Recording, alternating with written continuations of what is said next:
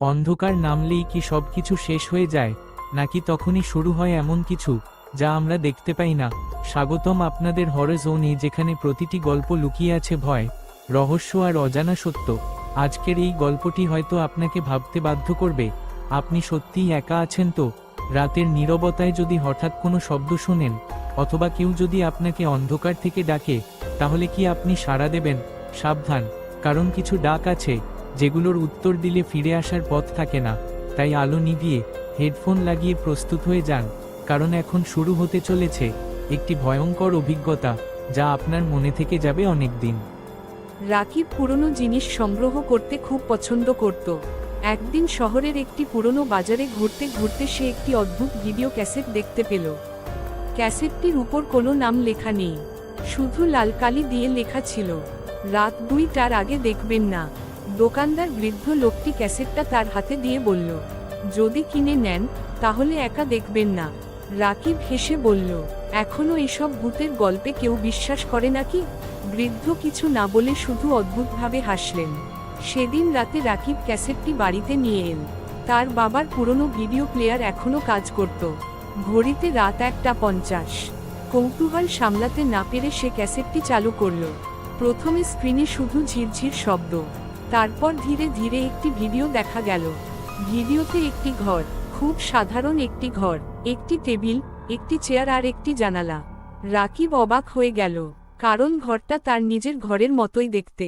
সে ভাবল, এটা হয়তো কাকতালীয়। হঠাৎ ভিডিওর মধ্যে থাকা ঘড়িতে সময় দেখালো, রাত 1:59। তার নিজের ঘড়িতেও একই সময়ে। ভিডিওতে থাকা জানালাটা হঠাৎ নিজে থেকেই খুলে গেল। রাকিব চমকে নিজের জানালার দিকে তাকালো, সব বন্ধ। সে আবার টিভির দিকে তাকালো। ভিডিওর মধ্যে একটা কালো ছায়া ধীরে ধীরে ঘরের ভেতরে ঢুকছে। ঠিক তখন তার ঘড়িতে রাত 2টা বাজল। ঘং ঘং ঘং। হঠাৎ তার ঘরের বাতি কয়েকবার জ্বলে নিভে উঠল। টিভির পর্দায় থাকা ছায়াটা আরো কাছে চলে এসেছে। রাকিব দ্রুত ক্যাসেট বন্ধ করতে গেল, কিন্তু ভিডিও প্লেয়ার কাজ করছে না। স্ক্রিনে এবার দেখা গেল, ছায়াটা ক্যামেরার একদম সামনে এসে দাঁড়িয়েছে। তার মুখ দেখা যাচ্ছে না, শুধু দুটি সাদা চোখ। তারপর সে ধীরে ধীরে ক্যামেরার দিকে আঙুল তুলে দেখালো।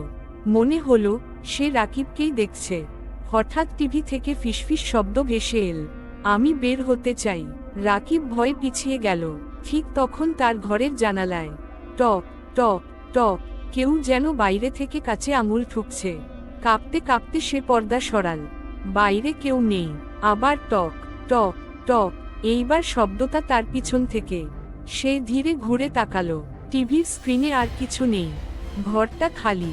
কিন্তু টিভির পর্দা সম্পূর্ণ কালো হয়ে গেছে। আর সেই কালো পর্দার মধ্যে নিজের প্রতিবিম্বের পাশে আরেকজনকে দাঁড়িয়ে থাকতে দেখল। লম্বা কালো অবয়ব, সাদা চোখ। রাকিব চিৎকার করে টিভি বন্ধ করে দিল। পরদিন সকালে সে সেই দোকানে ফিরে গেল, কিন্তু আশ্চর্যের বিষয়, সেখানে কোনো দোকানই নেই। পাশের লোকেরা বলল, এখানে তো বহু বছর ধরে কোনো ভিডিওর দোকান নেই। এক বৃদ্ধ লোক তাকে বললেন, 20 বছর আগে একজন ভিডিও সংগ্রাহক নিখোঁজ হয়েছিল। তার মৃত্যুর পর থেকেই এই ক্যাসেটের গল্প শোনা যায়। রাকিব ক্যাসেটটি পুড়িয়ে ফেলতে চাইল, কিন্তু যেখানেই সে ক্যাসেটটি রাখে, পরদিন সেটা আবার তার ঘরে ফিরে আসে। এক রাতে সে ঘুম থেকে উঠে দেখল, টিভি নিজে থেকেই চালু। স্ক্রিনে সেই একই ঘর, কিন্তু এবার ঘরের চেয়ারে একজন বসে আছে। ধীরে ধীরে সে মাথা তুলল। রাকিবের বুক কেঁপে উঠল, কারণ চেয়ারে বসে থাকা মানুষটা সেই নিজেই। তারপর টিভির ভেতরের রাকিব ধীরে হাসল এবং বলল, এবার তুমি ভিডিওর অংশ হবে। পরদিন সকাল থেকে রাকিব নিখোঁজ। তার পরিবার শুধু টিভির পাশে সেই পুরনো ক্যাসেটটি খুঁজে পেল, আর ক্যাসেটের গায়ে নতুন করে একটি নাম লেখা ছিল, রাকিব 2026।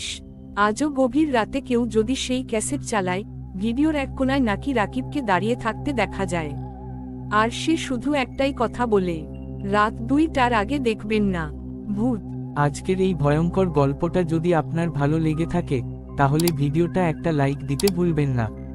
আর আপনি কি কখনো এমন কোনো অদ্ভুত বা ভয়ঙ্কর অভিজ্ঞতার সম্মুখীন হয়েছেন? তাহলে কমেন্ট করে আমাদের জানান। এই চ্যানেলে প্রতিদিন এমনই নতুন নতুন ভয়ঙ্কর গল্প শুনতে চাইলে এখনই সাবস্ক্রাইব করুন, কারণ পরের গল্পটা হয়তো আপনার সাথেও ঘটতে পারে। ততক্ষণ পর্যন্ত সাবধানে থাকুন আর অন্ধকারে একা কোথাও যাবেন না।